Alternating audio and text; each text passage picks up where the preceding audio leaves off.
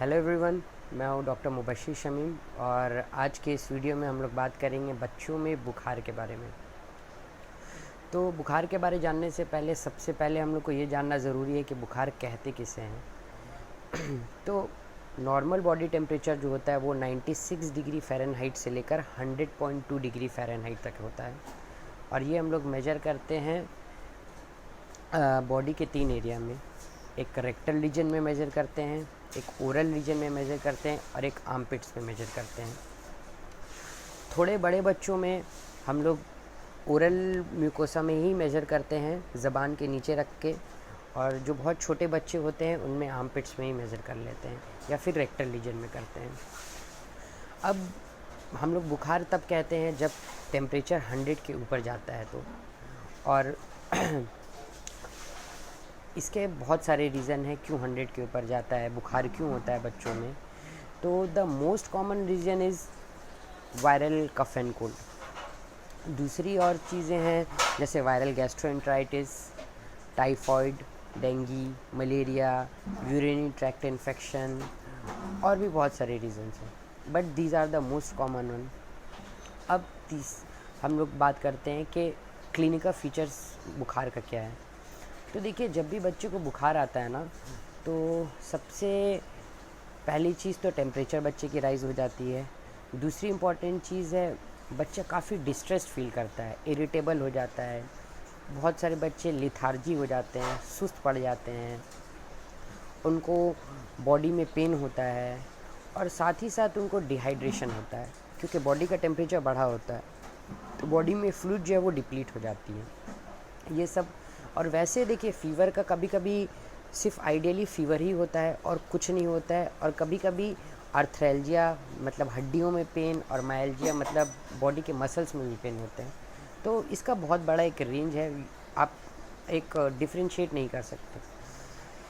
अब क्या ऐसी चीज़ें होंगी फ़ीवर में कि अगर वो चीज़ें आपके बच्चे के अंदर हैं तो आपको अपने डॉक्टर को विज़िट करना चाहिए।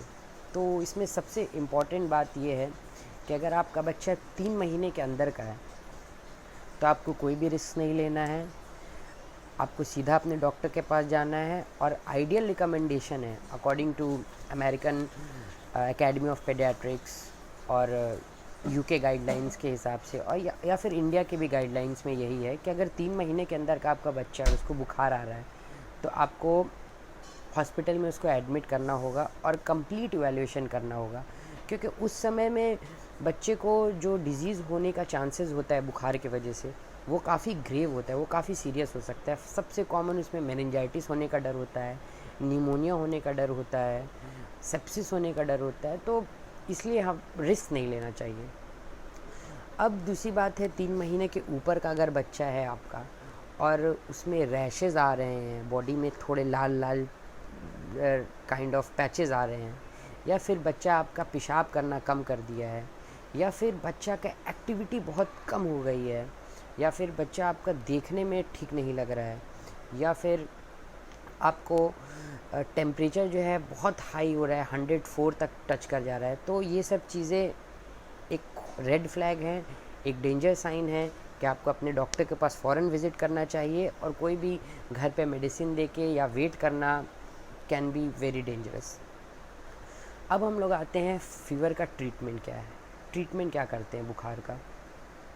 तो जो एक सबसे इम्पॉर्टेंट बात आप लोगों को मैं बोलना चाहूँगा कि फ़ीवर पर से खुद ट्रीटमेंट की ज़रूरत नहीं होती है, अनटिल एंड अनलेस रिकमेंडेशन यही है कि टेम्परेचर 102 के ऊपर नहीं हो, और या फिर बच्चा बहुत ज़्यादा डिस्ट्रेस नहीं हो। क्योंकि देखिए, ये एक बॉडी का डिफेंस मैकेनिज़्म है। फ़ीवर बॉडी में जो बॉडी खुद की टेम्परेचर को जो राइज़ करता है वो क्यों करता है, क्योंकि बॉडी चाहता है जो इन्फेक्शन हम लोग के अंदर आ गया है या बच्चे के अंदर आ गया है वो उसको टेम्परेचर राइज़ करके किल कर दे। तो हम लोग एक बॉडी को डिफेंस मैकेनिज़्म को रोक रहे हैं।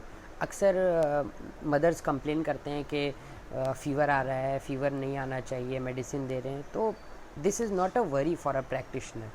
द वरी इज़ कि क्यों आ रहा है फ़ीवर। ऐसे भी देखिए, वायरल इन्फेक्शन में भी ना the range of fever can very from 4 days to 1 week।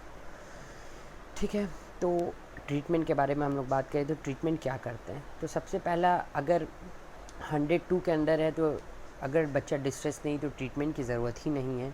लेकिन अगर फिर भी बच्चा बहुत डिस्ट्रेस फील कर रहा है या फिर टेम्परेचर बहुत ज़्यादा बढ़ जा रहा है तो हम लोग को ट्रीटमेंट करना होगा। सबसे पहला जो हम लोग मैनेजमेंट में फ़ीवर के लाते हैं वो है ORS या फिर प्लेंटी ऑफ फ्लूइड्स। देखिए ORS और फ्लूइड जो है बॉडी में देना इसलिए ज़रूरी है क्योंकि फ़ीवर में डिहाइड्रेशन होता है, बच्चे के बॉडी में पानी की कमी होती है और पानी की कमी की वजह से ही इरिटेबिलिटी आती है, बच्चा सुस्त पड़ने लगता है। वो जितना आप दे सकें वो देना है आपको। दूसरी चीज़ है कि बच्चों को एक्सटर्नल कूलिंग करना है। एक्सटर्नल कूलिंग क्या होता है कि बच्चे के बॉडी को बाहर से एक्सटर्नली सरफेस को हम लोग को स्पॉन्जिंग करना है या फिर उसके अक्सर क्या होता है कि देखिए इंडियन सिनेरियो में हम लोग देखते हैं कि जो बच्चे को ठंडा लगता है उसको भी हम लोग कंबल से ढक देते हैं और जो बच्चे के बॉडी गर्म है उसको भी हम लोग कंबल से ढकते हैं, विच इज़ कॉन्ट्राडिक्टरी। आपको बुखार में बच्चे को ढकना नहीं है, बच्चे के कपड़े को खोल देना है क्योंकि उसका बॉडी थोड़ा सा और ठंडा हो। और तीसरी चीज़ है कि आप स्पॉन्जिंग तो कर ही रहे हैं, और तीसरी चीज़ है जो मेडिकेशन है वो रिकमेंडेशन है पैरासीटामोल, एसिटामिनोफेन और आइबुप्रोफेन। ये 2 मेडिकेशन है जो रिकमेंडेड है। अदर देन दैट मार्केट में अवेलेबल कॉम्बिनेशन ड्रग भी होते हैं, पैरासीटामोल भी है उसमें और आइबुप्रोफेन भी है या फिर मेफेनेमिक एसिड भी रहता है या नेमोस्लाइड है। लेकिन ये 2 चीज़ पैरासीटामोल एंड आइबुप्रोफेन, ये 2 छोड़ के बाकी कोई भी और मेडिकेशन रिकमेंडेड नहीं है। नेमोस्लाइड देना या फिर बच्चे को मेफेनेमिक एसिड देना is not at all recommended, नहीं देना चाहिए, या फिर कोई भी कॉम्बिनेशन का ड्रग नहीं देना चाहिए। हाँ, एक रिसर्च में ये दिया गया है कि अगर बच्चे का फ़ीवर डाउन नहीं होता है तो आप 1 डोज़ पैरासीटामोल का दे सकते हैं, नेक्स्ट डोज आप आइबुप्रोफेन का देते हैं। अब हम लोग बात करेंगे कि डोजेज़ कितने हैं। देखिए पैरासीटामोल की जो डोजिंग है वो है 15 mg पर kg बॉडी वेट के हिसाब से, which can be repeated after 4 to 6 hour. 4 to 6 hour पे हम लोग रिपीट कर करके दे सकते हैं।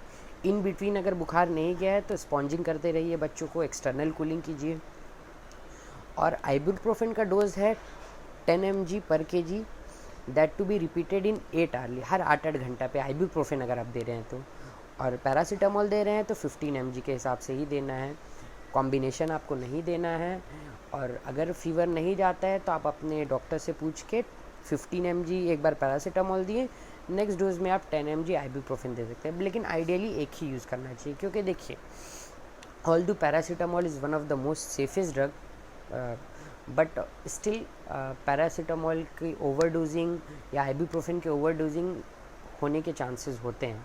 ठीक है, इसलिए हम लोग ये 2 चीज़ एक साथ कॉम्बिनेशन में रिकमेंड नहीं करते हैं। वीडियो के एंडिंग में मैं एक वेट के हिसाब से पैरासीटामोल की डोजिंग शेयर कर दे रहा हूँ, आप लोग देख सकते हैं और स्टे कनेक्टेड। Thank you.